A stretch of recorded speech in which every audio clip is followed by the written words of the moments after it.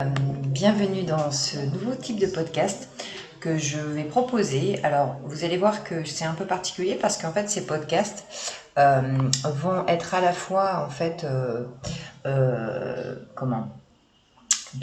dictés, hein, vous m'entendez comme d'habitude. Vous allez donc avoir le droit à un live dans le sens où en même temps, en fait, je me filme. Pourquoi? Parce que en fait, j'ai remarqué que dans beaucoup de podcasts que je fais, beaucoup de personnes ont du mal encore à être que sur de l'audio.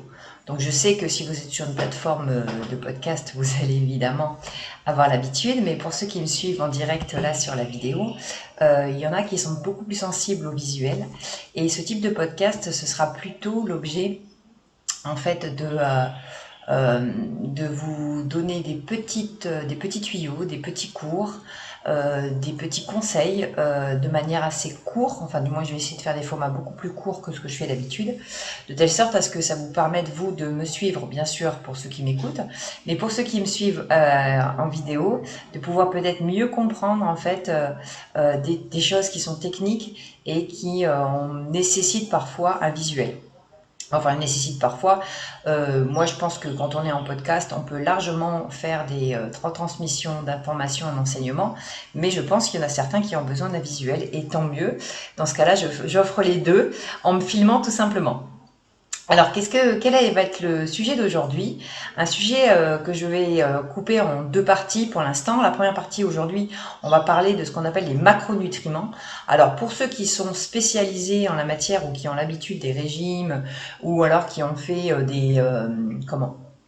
qui ont fait énormément de culturisme ou qui ont suivi un régime très drastique en comptant leurs calories ou leurs macronutriments, il est fort probable que ce podcast vous paraisse un peu léger. Et pour ceux qui regarderaient cette vidéo, pareil.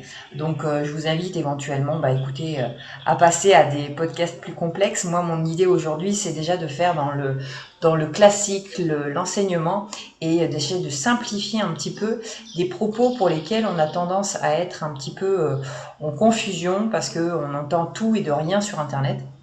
Et je trouve ça d'ailleurs particulièrement dommage parce que je pense que ça mérite peut-être de simplifier, parce que pour moi d'ailleurs la simplification c'est ce qu'il y a de mieux. Alors, qu'est-ce qu'on appelle des macronutriments? Alors les macronutriments, en fait, on en parle beaucoup.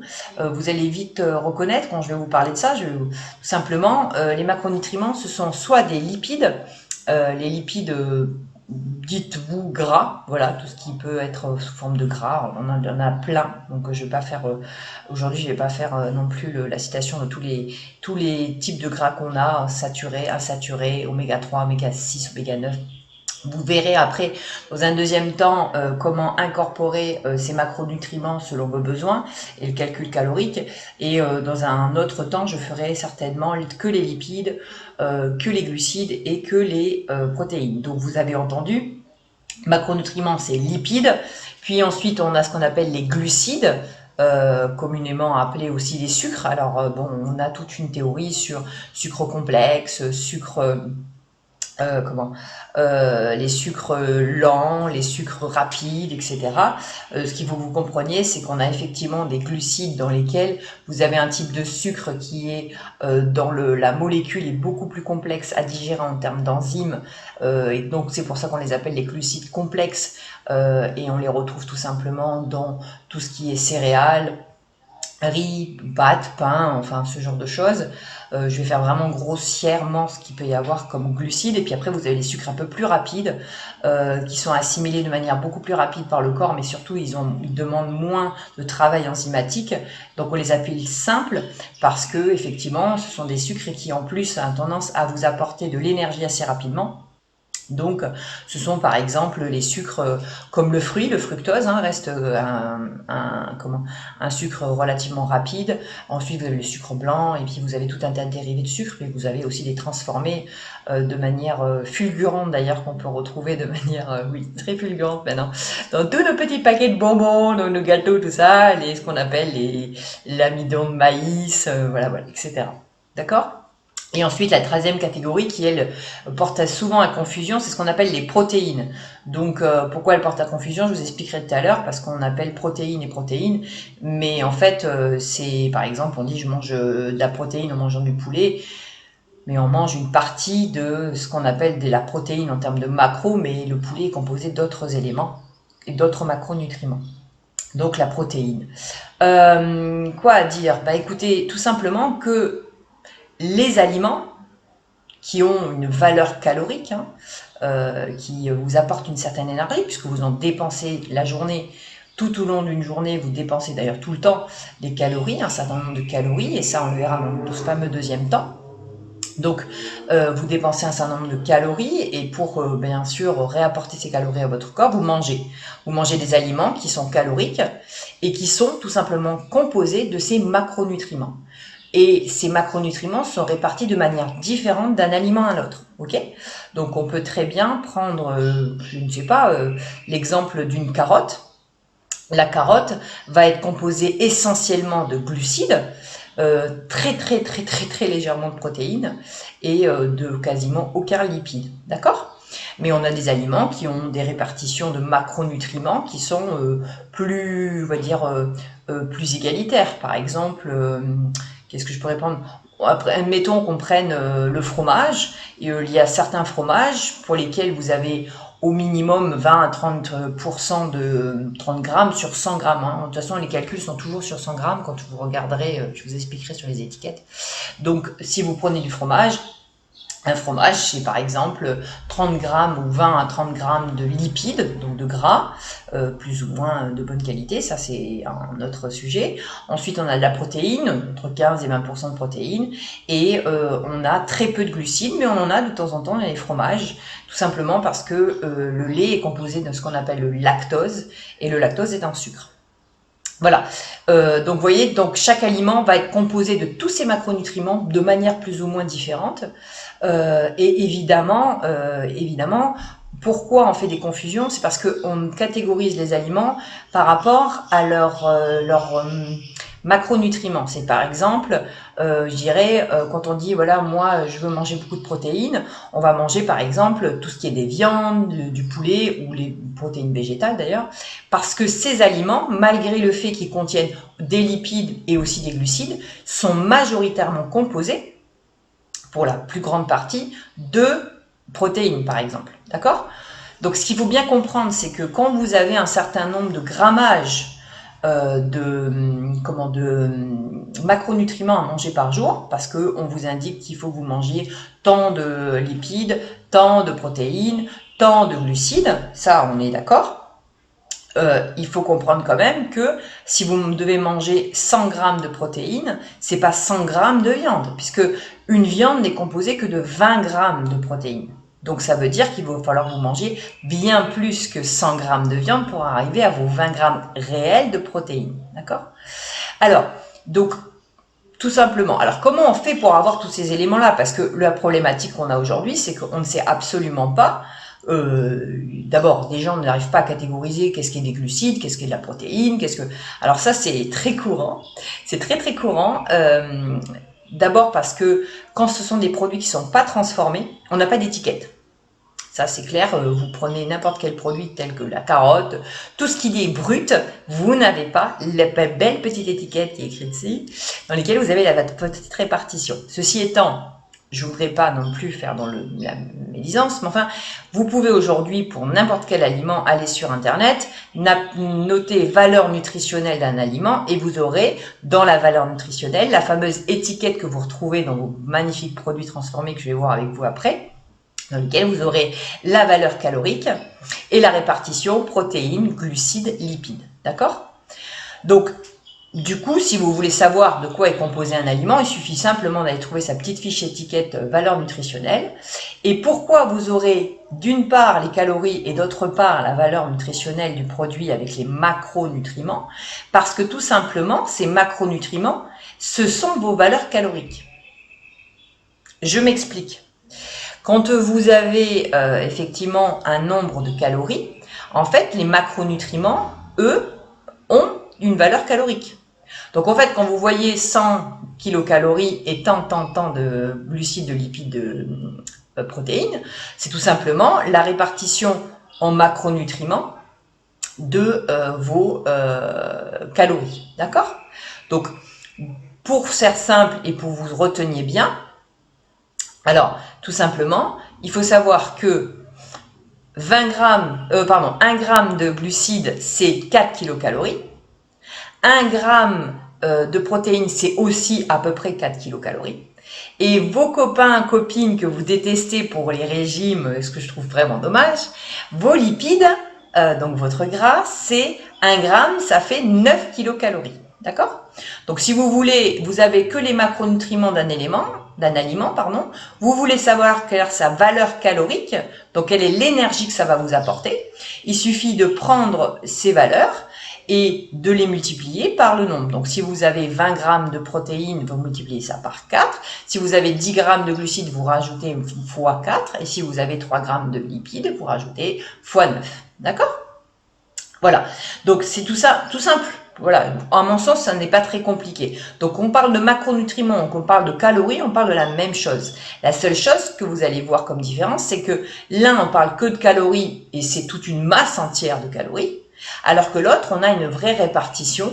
Et le corps aujourd'hui, votre corps fonctionne avec tous ces macronutriments et ils ont une répartition de manière plus ou moins harmonieuse par rapport à ce que vous avez besoin, vos dépenses caloriques et vos besoins, si vous voulez, en tant que personne. Parce qu'il y a des gens qui ont besoin de beaucoup plus de sucre, pas simplement parce qu'ils font des sports d'endurance ou d'explosivité. D'autres vont avoir une tendance à avoir augmenté les protéines parce qu'ils font beaucoup de musculation et il y a une demande de protection du muscle. D'autres qui ont besoin d'un certain nombre de lipides, de gras, parce qu'ils fonctionnent mieux comme ça et parce que le gras, c'est la vie, les amis, sauf que faut pas manger du mauvais gras, etc., etc. Donc, ce calcul-là, comment faire pour faire votre répartition, comment calculer le nombre de calories, on le verra dans un deuxième temps. Mais vous comprenez bien que si vous avez une fiche nutritionnelle quelconque qui est inscrite, d'ailleurs, par exemple, je vais vous prendre un exemple tout simple, ce qui, à mon sens, n'est pas ce qu'il y a de meilleur, mais bon, il y en a quand même dans mon placard, de la purée mousseline, d'accord? Vous avez sur l'arrière de cette magnifique purée mousseline une répartition qui se fait pour 100 grammes de purée en flocons, donc là après la préparation ce sera différent. En matière grasse, donc ce qu'on appelle les lipides, vous en avez 0,8 grammes. En glucides, vous en avez 74. Et ensuite en protéines, vous en avez 7,4. Ensuite, vous avez d'autres petits éléments comme les fibres, les sels, etc. Mais ça, vous les mettez de côté pour votre calcul.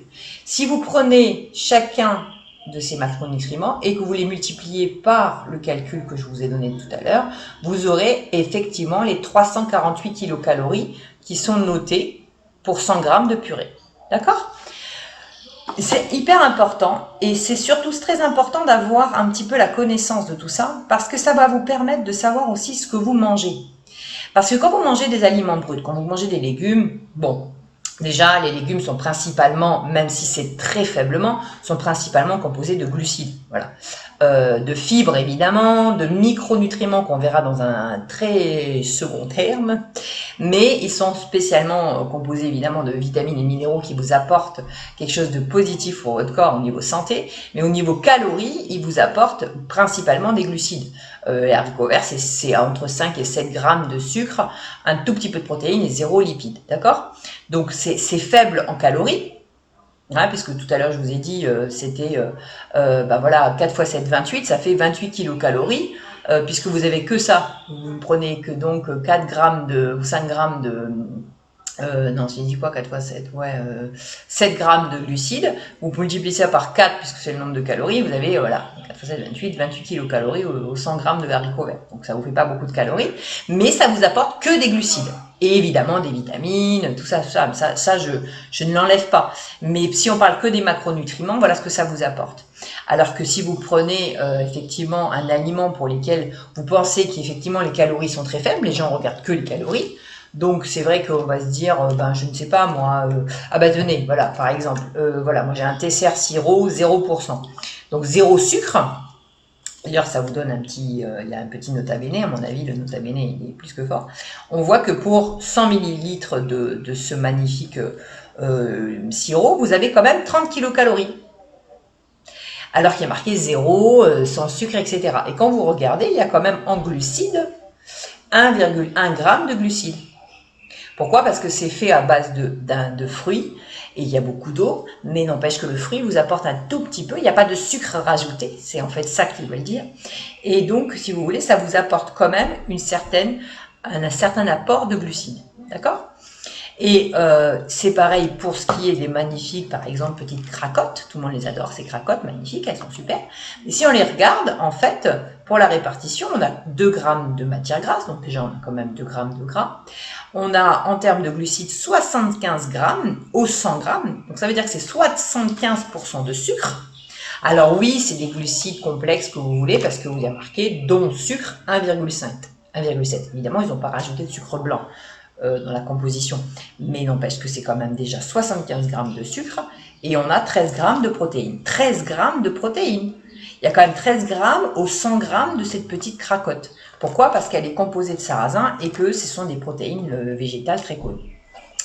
Et puis effectivement, vous avez après, je montre à la caméra, mais vous avez par exemple des fois des noix, des noisettes mélangées, pour lesquelles vous avez fait vous-même votre mélange. Vous n'avez pas la valeur calorique et il n'y a que la valeur de macronutriments avec la répartition, et il n'y a que en allant regarder la fiche étiquette internet, je dis internet, mais parce que bon, vous n'avez pas de bouquin là-dessus, enfin 3/4 du temps, je pense pas, enfin, sinon il faudrait une bibliothèque sur votre dos, vous avez effectivement donc les valeurs que vous pouvez retrouver sur un programme de recherche. Alors moi, ce que je vous invite à faire, si vous avez vraiment envie d'avoir plus d'informations sur cette répartition des macronutriments, et que vous voulez savoir ce que est composé votre aliment, je ne vous parle pas des vitamines, etc., mais de quelle est la répartition, pour savoir si on est plutôt dans la zone des glucides forts, si on est plutôt dans la zone des protéines, si on est plutôt dans la zone des lipides, parce que j'entends bien que quand vous avez un aliment classique comme le sucre, le bonbon, vous savez que c'est du sucre. Quand vous mangez de la viande, vous avez globalement connaissance que c'est de la protéine. Si vous prenez une cuillère d'huile, vous savez que vous mangez du gras. Mais des fois, vous avez des aliments pour lesquels vous pouvez vous poser des questions. Ne serait-ce que le fromage. Est-ce que ce fromage est plutôt dans la version des lipides, version des glucides, ou dans la version des protéines? Bon, généralement, un fromage, c'est composé essentiellement de gras et de protéines, mais vous en avez qui sont plus ou moins fortement, je vais y arriver, fortement fortement protéiné ou fortement gras, ça dépend, parce que plus il est sec d'ailleurs, plus il est gras, simplement parce qu'on en laisse son eau. Mais vous pouvez très bien aller chercher votre fromage directement à la coupe, et si c'est le cas, vous n'aurez pas un fromage avec une étiquette bien faite. Et à ce moment-là, ce que je vous invite à faire pour pouvoir déjà savoir ce que vous ingérez comme type de répartition de macronutriments dans une journée, vous pouvez télécharger des applications, il y en a un nombre conséquent. Alors vous avez Azio, A-Z-I-O, qui est un format, on va dire, gratuit, mais bon, après vous en avez des payants. Vous avez FitnessPal, vous en avez plein, qui va vous permettre de rentrer. Alors vous cherchez l'aliment, généralement, soit l'aliment qui est même déjà tout fait en paquet, des marques et tout ont déjà été rentrés, puisque en fait au fur et à mesure, même vous pouvez les rentrer sur le programme. Soit alors on parle de produits qui ne sont pas des produits transformés ou pour lesquels il n'y a pas de marque spécifique, et vous aurez au 100 grammes la répartition des valeurs nutritionnelles, des macros, et vous pourrez même vous-même mettre le nombre de grammages que vous avez mangé dans la journée. Si vous faites ça sur, on va dire, une bonne semaine, vous rentrez tout au gramme près ce que vous mangez, puisque vous aurez tous ces aliments. Bien sûr, ça vous imposera à peser. Alors, je sais, il y en a beaucoup qui disent « Oh là là, faut peser, moi je ne suis pas là pour… » Oui, mais si vous voulez vraiment savoir ce que vous ingérez, vous ne pouvez pas faire autrement. Voilà. On ne peut pas imaginer simplement à la louche à la cuillère que 3 cuillères de ci, 2 cuillères de ça fait tant. Non, c'est pas possible. Alors oui, on a globalement des idées de que une grosse cuillère à soupe, ça fait 30 grammes. Mais bon, en même temps, c'est 30 grammes souvent quand c'est du liquide. Mais après, en farine, c'est beaucoup plus léger. Après, sur la viande, on est sur des pesées complètement aléatoires. Donc, si vraiment c'est un sujet qui vous intéresse et que si vraiment vous voulez savoir tout simplement ce que vous ingérez, si vous ne prenez pas de poids, vous ne perdez pas de poids, vous êtes plutôt dans une stabilisation mais que vous aimeriez en perdre ou en prendre, vous ne pouvez pas savoir combien de calories vous ingérez et donc vous brûlez par jour, puisque vous mangez exactement ce que vous brûlez, puisque vous ne perdez pas, vous ne prenez pas de poids, mais vous ne pouvez pas savoir quel est le nombre de calories, parce que, alors, je vous explique tout de suite, et je vous arrête tout de suite, l'idée de « Oh, regardez la calculette, sur Internet, on m'a dit que comme je fais ci, ça, le poids, la taille, les chaussettes et la chiduchesse, ça me donne 1800 kilocalories. » Alors ça, c'est des grosses bêtises. Parce qu'il y a des tonnes de gens, et aujourd'hui, c'est la grande mode. On a fait 30 milliards de régimes, on a baissé nos calories, on a augmenté nos calories, on arrête de marcher, on marche plus, on a eu un enfant, on est plutôt de nature à perdre du poids, à prendre du poids. Chaque personne, pour moi, c'est comme le microbiote.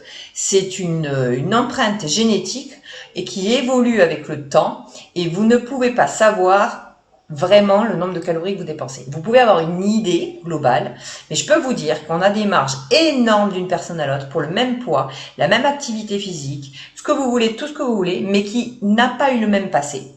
Et même quand elle a eu le même passé, qu'elle a fait à peu près le même type d'activité, on se retrouve avec des valeurs caloriques complètement différentes. Parce qu'il y en a certaines qui ont fait des régimes, je dis certaines, mais bon, excusez-moi, certains, je ne voudrais pas faire dans le sexisme. Et donc, il y en a certains qui font des régimes, et donc du coup, ils ont une perte calorique qui n'est pas du tout pareille, parce qu'ils ont tellement diminué leur métabolisme qu'ils brûlent beaucoup moins de calories qu'avant. D'autres qui ont, génétiquement, sont faits pour brûler beaucoup plus de calories. Ça, c'est l'injustice, mais c'est la réalité du fait qu'on est humainement différent. D'accord? Il faut bien que vous ayez conscience que votre copain, votre copine, votre voisine n'a pas du tout la même ni morphologie, ni passé, ni gène, etc. que vous. Donc, si vous voulez déjà avoir une idée, et avant qu'on entame, on va dire, le petit cours de la semaine prochaine, si on peut dire ça comme ça, et que vous voulez savoir combien de calories, en tout cas, vous ingérez, si c'est à peu près la balance équilibrée de ce que vous brûlez, vous pouvez tout simplement, sur au moins une semaine, peser vos aliments sur cette fameuse application. Vous les rentrez sur plusieurs jours d'affilée, sans vous mentir, hein, parce qu'évidemment, si vous oubliez de mettre les 4 cuillères de sucre du matin, ou vous ne parlez pas, vous mettez pas les 4 morceaux de chocolat noir parce que vous vous donnez bonne conscience, c'est de la connerie. Là, on n'est pas là pour le jugement, c'est vous et vous-même. Hein. Donc, mettez bien ce que vous avez comme valeur calorique, enfin, du moins comme grammage par jour, et vous aurez effectivement, de manière bien plus concrète, le nombre de calories que vous consommez par jour, parce que même si c'est fluctuant du lundi, mardi, mercredi, voilà, etc., vous aurez une balance à faire moyenne. Si un matin, vous avez plus mangé que d'autres, un autre jour, vous avez moins mangé, vous inquiétez pas, votre corps se régule. Et généralement, quand on a beaucoup mangé la veille, des fois le lendemain, on mange moins. Si la veille, on a fait une session de sport, on a faim le lendemain, puis des fois pas. Donc c'est normal, hein. L'idée c'est pas de vous traquer sur des repas bien carrés. Non, si plus ils sont carrés, plus ce sera plus facile pour vous de les rentrer dans l'application. Mais si vous voulez être nature peinture, et moi c'est ce que je trouve le plus flagrant, la réalité pratique, c'est de rentrer ça et vous faites une moyenne sur une semaine. Voilà, donc ça c'était pour un petit test de podcast sur les macronutriments, mais aussi sur une version vidéo dans laquelle vous allez pouvoir me retrouver sur YouTube, sur Facebook et sur d'autres peut-être plateformes, je verrai. Et je vais quand même écouter, voir sur le podcast ce que ça va rendre. Un podcast relativement court, d'une vingtaine de minutes. Et si vous appréciez ce type de format, je les mettrai de temps en temps. J'espère juste que j'ai été claire, parce que entre le film et la parole, il y a des fois un monde. Et donc j'espère qu'en tout cas, pour ceux qui m'écoutent simplement, la vidéo ne vous manquera pas. Sinon, bah écoutez, retrouvez-moi sur YouTube, même si je ne suis pas une très très grande fan de ce type de communication. Non pas que j'aime pas les cours, mais je trouve que le son, c'est ce qu'il y a de plus naturel. On ferme les yeux, on a juste à écouter. Et moi, je vous souhaite une belle continuation, journée, soirée, week-end, semaine, ce qui vous plaira. Voilà, allez, à bientôt.